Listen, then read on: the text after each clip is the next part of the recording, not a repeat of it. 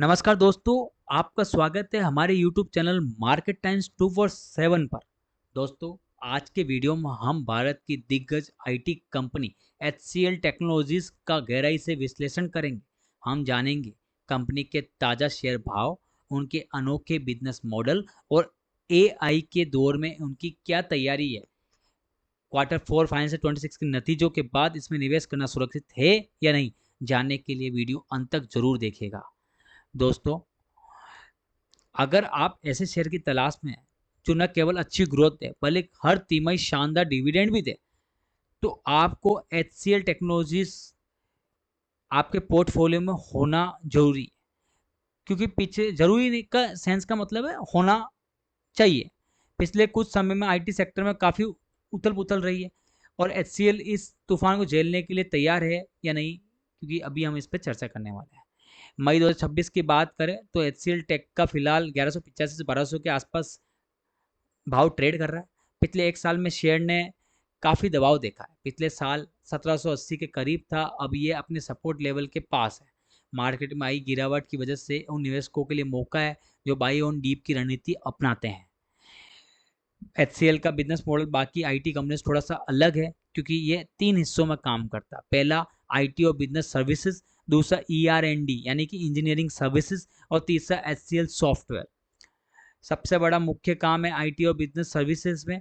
दूसरा, इनका जो HCL दुनिया में लीडर है, खासकर ऑटोमोबाइल और हेल्थ केयर चिप्स डिजाइन करने में। ये सबसे खास इसलिए भी है कि ये दूसरों की तरह काम नहीं करते, दूसरी आईटी कंपनियों की तरह काम नहीं करते, बल्कि इनके पास खुद के सॉफ्टवेयर प्रोडक्ट्स भी है जिन्हें इन्हें पक्की रॉयल्टी और लाइसेंस फीस मिलती है। HCL के पास ऐसी क्या खास बात है दूसरों के पास नहीं है? सबसे बड़ी बात यही है कि इनके खुद के आईपी अधिकार, इंटेलेक्चुअल प्रॉपर्टीज।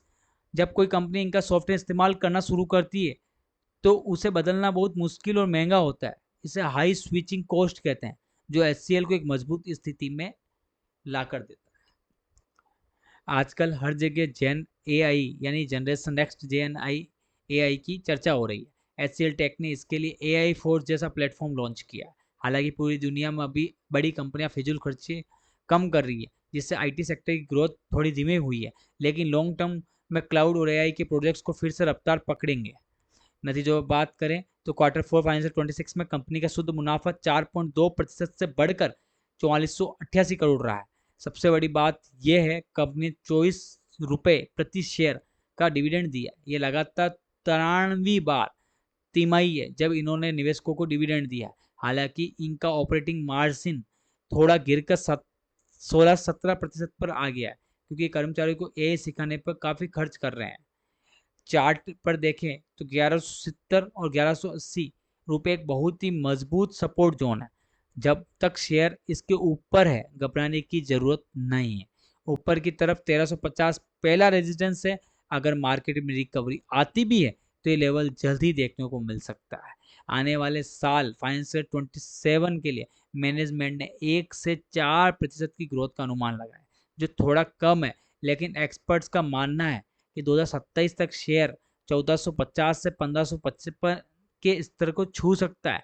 अगर आप एक डिविडेंड प्रेमी निवेशक है और 2-3 साल का नजर रखते हैं तो ये एक शानदार पीक हो सकती है। मोटा मोटी दोस्तों यही बात है। अभी शेयर रेजिस्टेंस से जोन में काफ़ी सपोर्ट जोन के आसपास ट्रेड कर रहा है, और अगर आप बाई ऑन डीप और SIP मोड में निवेश करते हैं तो ये आपके लिए एक 2-3-4 साल के लिए गेम चेंजर साबित हो सकता है, क्योंकि डिविडेंड ये हर तिमाही लगभग देता ही रहता है।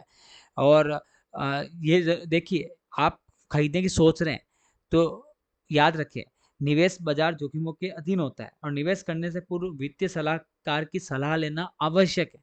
और याद रखें दोस्तों, HCL टेक IT में AI में एक बदलाव के साथ अपने अंदर भी बदलाव कर रहा है, तो आने वाले समय में इसमें बदलाव देखने को मिलेगा ही। और दोस्तों, अगर आपको ये वीडियो बहुत अच्छा लगा हो तो लाइक करें। अगर आप इस चैनल पर नए हैं तो चैनल को सब्सक्राइब करें, और अगर नई वीडियो देखना चाहते हैं तो अगले वीडियो का जल्द से जल्द इंतजार करें। हम मिलते हैं अगले वीडियो में।